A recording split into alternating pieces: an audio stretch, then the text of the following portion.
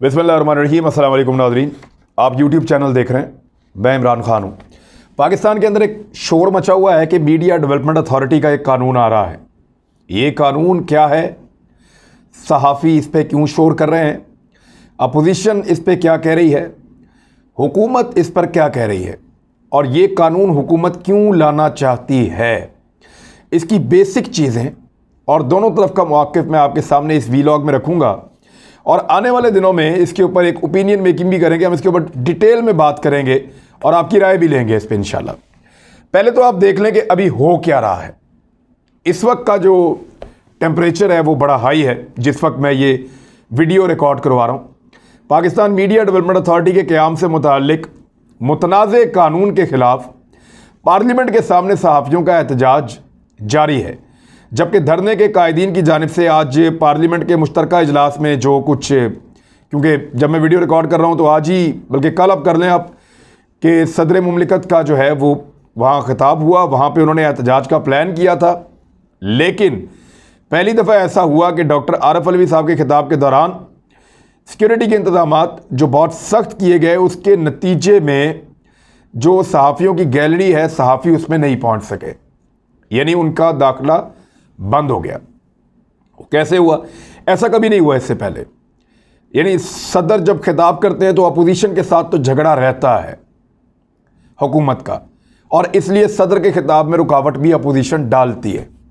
सदर ममनून के साथ भी ये होता था, उनसे पहले जो सदूर रहे, जरदारी साहब हों या उनसे पहले जितने भी सदूर रहे हैं, उन सब के साथ ऐसा ही कुछ होता रहा है कि जब भी वो बोलने आते थे, इवन परवेज़ मुशर्रफ के लिए भी मुश्किल पैदा करते थे लोग कि सदर जब बोलने आएगा पार्लियामेंट के जॉइंट सेशन से साल में एक मरतबा, तो अपोजिशन के लिए मौका होता था कि वहाँ पे वो सख्त रवैया अपनाती थी। अपोजिशन को मनाने की हुकूमत कोशिश करती है, किसी ना किसी सतह पे जाके मैनेज भी कर लेते हैं, लेकिन इस मरतबा हुकूमत के ऊपर दोहरा दबाव था कि नीचे से अपोजिशन शोर मचा रही होगी और ऊपर से पर्चियाँ फाड़ के फेंक देंगे सहाफ़ी, और सहाफ़ी ऊपर से एहतजाज करेंगे तो सदर के खिताब में ज़्यादा रोला पड़ जाएगा। तो उसका बजाय इसके सहाफ़ियों को अंगेज किया जाता, बजाय इसके, हुकूमत है ना, सियासतदान है, सियासी तरीके से मामले को हल करने की कोशिश करने की बजाय उन्होंने आसान हल ढूंढा कि इनको बाहर ही रखो, इनको आने ही ना दो। अब इसका नतीजा क्या हुआ? सहाफ़ियों को बाहर रोक के उन्होंने एक तारीख रकम कर दी कि एक ऐसा इवेंट जहाँ पे सहाफ़ी हमेशा आते हैं, उससे पहली मरतबा किसी हुकूमत ने या किसी पार्लियामेंट में रोक दिया गया है। तो ये अब एक धब्बा होगा जो लगा रहेगा। अगर सहाफ़ी आते को थोड़ा बहुत एहतजाज करते और उसके बाद नॉर्मली अपनी कवरेज करते तो मेरे ख्याल में ये चीज़ इतनी ज़्यादा हाईलाइट ना होती। अब सियासी रहनुमा भी इसके अंदर कूद गए हैं। जहाँ पे धरना दिया जा रहा है वहाँ बिलावल भुट्टो जरदारी साहब गए, उन्होंने कैंप में शिरकत की। शहबाज शरीफ साहब गए, उन्होंने कैंप में शिरकत की। फजलुर रहमान साहब गए, उन्होंने कैंप में शिरकत की। मैं भी आने वाले दिनों में मरीम नवाज भी जाएँ और बाकी लोग भी जाएँ। तो इस तरह पॉलिटिकल पार्टीज़ भी इस मसले को पॉलिटिसाइज़ कर रही हैं। हालांकि ये सहाफ़त का मामला है, सहाफ़ियों का मामला है, और सहाफ़ियों के हुकूमत के एक मुजव्वज़ा कानून जो वो बनाने जा रही है हुकूमत, तो सहाफ़ी उसके ख़िलाफ़ एहतजाज कर रहे हैं। वो कानून पे भी हम बात करते हैं वो एक्चुअली है क्या। अब इसमें तमाम सियासतदान आके अपनी सियासत कर रहे हैं, लेकिन एक डाटा मैं आपके सामने रख देता हूँ। PTI के दौर में सहाफ़ियों के ऊपर कुछ 8-10 हमले हुए हैं, लेकिन आपको पता है PMLN के दौर में कितने हमले हुए सहाफ़ियों पे? PMLN के दौर में सहाफ़ियों पर 18 बड़े हमले हुए और उनमें 14 सहाफ़ी कत्ल हो गए। इसी तरह जो पाकिस्तान पीपल्स पार्टी का दौर है उसमें सहाफ़ियों पर सबसे ज़्यादा 39 हमले हुए एक डाटा के मुताबिक, और उसमें 32 सहाफ़ी जो हैं वो कत्ल हो गए थे। इसमें दहशतगर्दी के दौरान भी सहाफ़ी मारे गए थे, तो वो डाटा भी बीच में शामिल है। तो सहाफ़ियों के लिए एक लम्हा ऐसा था जब पाकिस्तान दुनिया का ख़तरनाक तरीन मुल्क करार दिया गया था। मैं दौरान सहाफ़त 3 मरतबा अस्पताल पहुँचा हूँ, कई मरतबा मरते मरते बचा हूँ। एक धमाका हुआ, मैं वहाँ दोबारा पहुँचा, फिर धमाका हो गया, मैं ज़ख्मी हो गया, हॉस्पिटल चला गया। दूसरी मरतबा फिर ऐसा हुआ, कई दफ़ा गोलियाँ लगते लगते बचे। तो जो दहशतगर्दी के ख़िलाफ़ जंग थी उसमें बहुत दफ़ा बड़े मुश्किल हालात हो जाते थे सहाफ़ियों के लिए। सहाफ़ियों पर पर्चे भी पहले से होते रहे। शहबाज शरीफ साहब के दौर में मेरे पर 2 दफ़ा पर्चा हुआ और बहुत सारे सहाफ़ियों पर पर्चे हुए। तो ये एक रूटीन है। PMLN भी सहाफ़ियों के साथ वही करती है, पीपल्स पार्टी भी वही करती है। अजीज़ मेमन का कत्ल आपको याद होगा, उसने अपनी ज़िंदगी में बताया था कि मुझे बिलावल भुट्टो जरदारी के किराए के जलसे के ऊपर कवरेज करने पे मैंने तहकीकाती रिपोर्ट की थी। उस पर पीपल्स पार्टी गुस्से में धमकियां दे रहे हैं, मुझे कत्ल कर देंगे, और उसके बाद उनको कत्ल कर दिया। आज तक उनके कातिल नहीं पकड़े गए, इसके ऊपर कुछ भी नहीं किया गया आज तक। तो इस तरह ये पॉलिटिकल पार्टी जो खुद सहाफ़ियों के ऊपर बड़ी कदगन लगाते हैं, उनके ऊपर पाबंदियाँ लगाते हैं। पैमरा के नोटिस जितने अफसार आलम ने भेजे हैं मीडिया को, उतने नोटिस तारीख में किसी ने नहीं भेजे, बल्कि उस दौर में मीडिया को कई कई दिनों के लिए बंद भी किया गया। तो ये सारा कुछ पाकिस्तान में होता रहा है, हम भूल नहीं सकते। लेकिन अब एक बड़ी तहरीक है मीडिया की हुकूमत के खिलाफ, लेकिन अपोजिशन उसी तरह फ़ायदा उठा रही है इस तहरीक का जैसे कि माजी की अपोजिशनें फ़ायदा उठाती थी। यानी PMLN जब मारती थी मीडिया को तो इमरान खान साहब और पीपल्स पार्टी मीडिया के साथ खड़े होते थे। जब पीपल्स पार्टी मारती थी तो इमरान खान साहब और PMLN है वो खड़े हो जाते थे। और अब जब पाकिस्तान तहरीक इंसाफ की बारी है तो फिर बाकी सारे आगे भी सियासत कर रहे हैं। तो ये सियासत जो है वो पुरानी चलती रहती है। ये कानून है क्या, इसके बारे में पहले बात करते हैं। हुकूमत की तरफ से अभी तक इस कानून का कोई बिल या उसका कोई मुसव्वदा सामने नहीं आया, बल्कि इस हवाले से कौमी असम्बली और सेनेट में इतलात और नशरियात के बारे में कायमा कमेटियों के अरकान ने भी हुकूमत से इस बिल को पेश करने से मुताल्लिक कई मरतबा कहा है कि आप इस बिल को पेश करें। यह बिल अभी तक एक दस्तावेज़ की शक्ल में मौजूद नहीं है, इसका कोई मुसव्वदा अभी तक मौजूद नहीं है जिसके ऊपर एहतजाज हो रहा है। अभी सिर्फ उसके आइडियाज़ मौजूद हैं कि हुकूमत सोच रही है कि ये करे, हुकूमत के बाद एक प्रपोजल है, एक तजवीज़ है कि ये करे, एक और तजवीज़ है कि ये भी करे, एक और तजवीज़ है कि ये भी करे। ये कुछ तजावीज़ हैं जो हुकूमत को मिली हैं, उन तजावीज़ पे हुकूमत बहस करना चाहती है। अभी तक उन तजावीज़ को बाकायदा एक मुसव्वदे की शक्ल में भी हुकूमत नहीं ला पाई। तो इसीलिए जो जावेद लतीफ़ की कायमा कमेटी है उन्होंने अलाउ किया, वो चेयरमैन है वहाँ पे इतलात और नशरियात की, उन्होंने कहा कि जनाब इसके ऊपर फर्दर आप इसको अलाउ करता हूँ मैं, आप इस पर काम करें और लेकर आए सामने आप क्या चीज़ लाना चाहते हैं। तो इसी तरह वजारत इत्तलात टाल मटोल से काम ले रही है, वो भी नहीं बताते कि एक्चुअली बिल के अंदर क्या है। लेकिन फ़िलहाल कुछ तजावीज़ हैं वो सामने लाते हैं। अब मीडिया रिपोर्ट्स के मुताबिक कुछ तजावीज़ सामने आई हैं, कुछ फवाद चौधरी साहब ने बताई हैं, दो तो वो बड़े फ़ख्र से बताते हैं, कुछ और भी हैं तजावीज़, वो आपके सामने रख देते हैं। हुकूमत ने ज़राए इब्लाग के लिए पाकिस्तान मीडिया डेवलपमेंट अथॉरिटी, जिसको PMDA कहते हैं, उसके नाम से एक रेगुलेटर बनाने का एक तजवीज़ दी है, जिसमें मीडिया इदारों और सहाफ़ियों के हवाले से कवानीन बनाए जाएंगे। इस वक्त पाकिस्तान में मीडिया को कंट्रोल करने के लिए 7 मुख्तलिफ कवानीन या बॉडीज़ मौजूद हैं। मिसाल के तौर पे सोशल मीडिया को पाकिस्तान टेली कम्युनिकेशन अथॉरिटी जो है या PTA उसको आप कहते हैं, वो कंट्रोल करता है। इसी तरह प्रेस का इंतज़ाम जो है वो प्रेस काउंसिल के पास है। इलेक्ट्रॉनिक मीडिया का इंतज़ाम जो है वो पैमरा के पास है। अखबारात जो मुलाजमीन हैं उनके मामलात ITNE देखता है, जबकि ऑडिट ब्यूरो ऑफ सर्कुलेशन जो है या जिसको ABC कहते हैं, वो अखबार की रजिस्ट्रेशन के उमूर के ऊपर नज़र रखता है। इस तरह डिफरेंट जो एरियाज़ हैं उनको डिफरेंट इदारे या डिफरेंट सेक्शंस देख रहे हैं। फवाद चौधरी साहब ने वादे तौर पे एक मौक़िफ़ दिया और वहाँ से ये चीज़ें मीडिया के अंदर ज़्यादा तेज़ी से आई। उन्होंने कहा कि तमाम कवानीन को हम ख़त्म कर देंगे और इनकी जगह एक ही अथॉरिटी बना देंगे, यानी पाकिस्तान मीडिया डेवलपमेंट अथॉरिटी।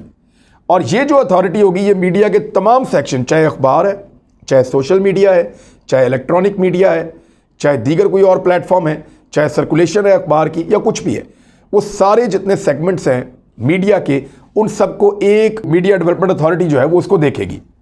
अब हुकूमत की तजवीज़ के मुताबिक पाकिस्तान मीडिया डेवलपमेंट अथॉरिटी में मुल्क में प्रिंट, ब्रॉडकास्ट जब आप बोलें तो उसका मतलब है इलेक्ट्रॉनिक मीडिया ही है, उसमें रेडियो टेलीविज़न सारे आ जाते हैं। डिजिटल मीडिया, इसमें सोशल मीडिया वगैरह, इन सबको ज़िम्मेदारी जो है वो इसी एक बॉडी के पास आ जाएगी, जो बॉडी हुकूमत कह रही है कि मीडिया डेवलपमेंट अथॉरिटी बनाई जाए पाकिस्तान में। अब सहाफ़ती तंजीमों को इनमें जिन शिकों पर एतराज़ है वो मैं आपके सामने रख देता हूँ। अच्छा, इस अथॉरिटी में ये कहा जा रहा है कि 12 अफराद शामिल होंगे। ये एक ऐसी अथॉरिटी बनाई जाएगी, मीडिया अथॉरिटी, जिसमें 12 अफराद शामिल होंगे और इस अथॉरिटी का चेयरमैन ग्रेड 21 का या 22 का एक ब्यूरोक्रेट होगा, जिसका इंतखाब सदर मुमलिकत करेंगे, यानी अब आरिफ अलवी साहब करेंगे।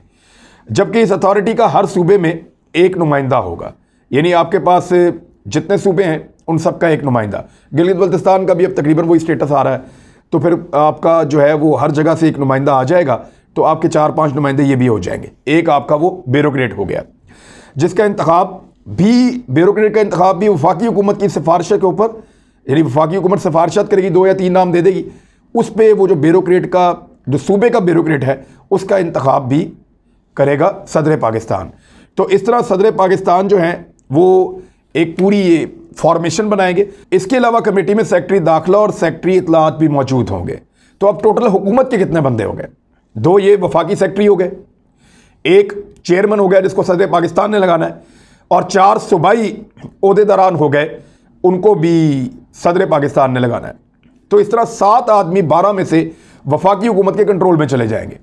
मीडिया को यह लगता है कि इन 7 लोगों के जरिए से वफाकी हुकूमत जिसकी भी हो पाकिस्तान में, वो जिसको चाहे, मीडिया वाले को या मीडिया हाउस को या सोशल मीडिया वाले को या डिजिटल प्लेटफॉर्म को, वो किसी को भी दबा सकती है। सहाफ़ियों को इस बारे में डर लगता है।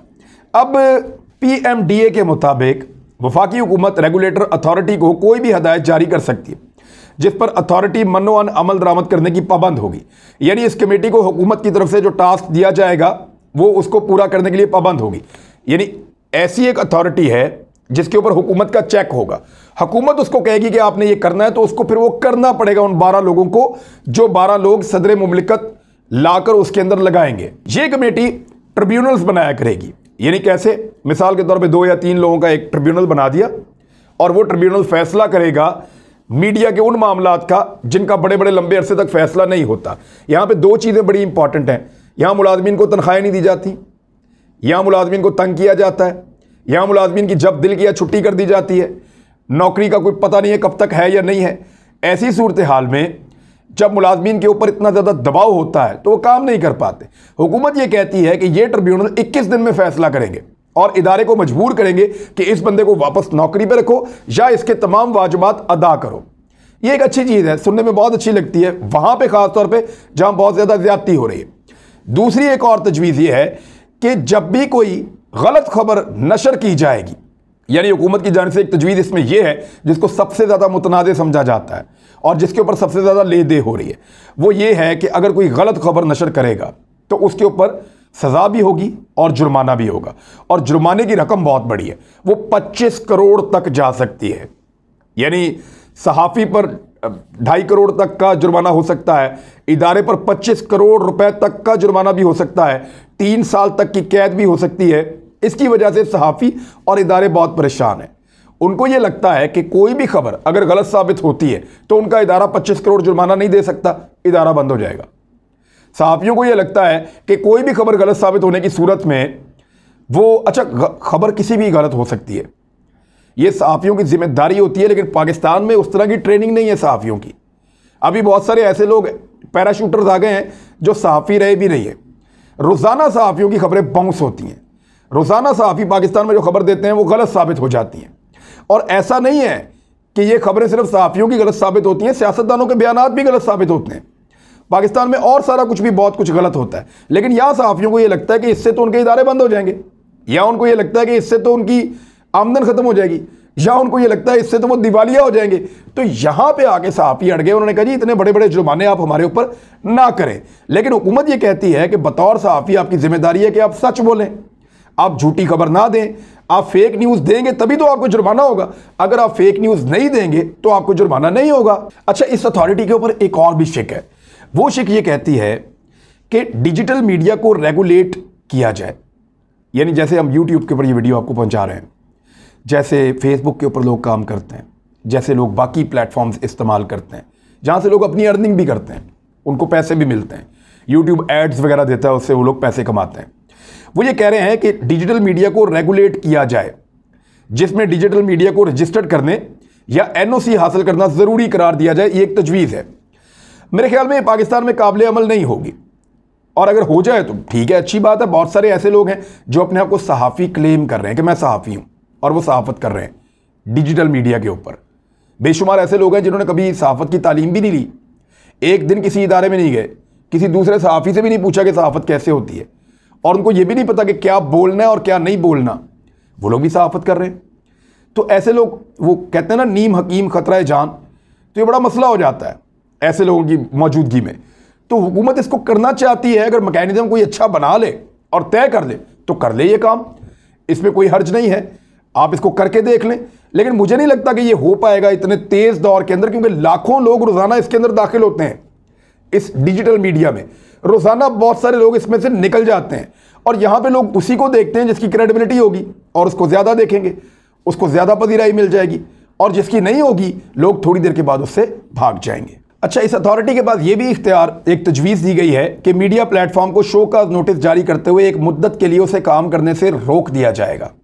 इसके अलावा इनके पास एक और इख्तियार ये है कि सरबराह रियासत, मुसल्लह अफवाज के सरबराह, कानून साज इदारे या दीगर जो इदारे हैं, उनके अगर कोई बदनामी का बायस बनने वाला मवाद है तो उसको नशर नहीं किया जा सकता। वैसे इस वक्त तक मीडिया की पाकिस्तान में जितनी भी तंजीमें हैं, तमाम ने इसकी कानून की मुखालफत की है और सारे इसकी मजम्मत कर रहे हैं, अपोजिशन भी इस पर कर रही है।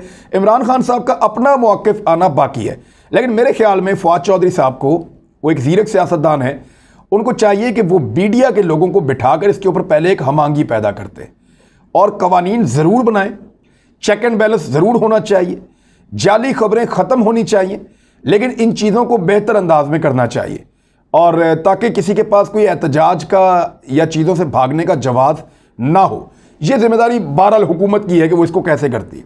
अब तक के लिए इतनी, अपना ख्याल रखिएगा, अपने इस चैनल का भी। अल्लाह हाफिज़।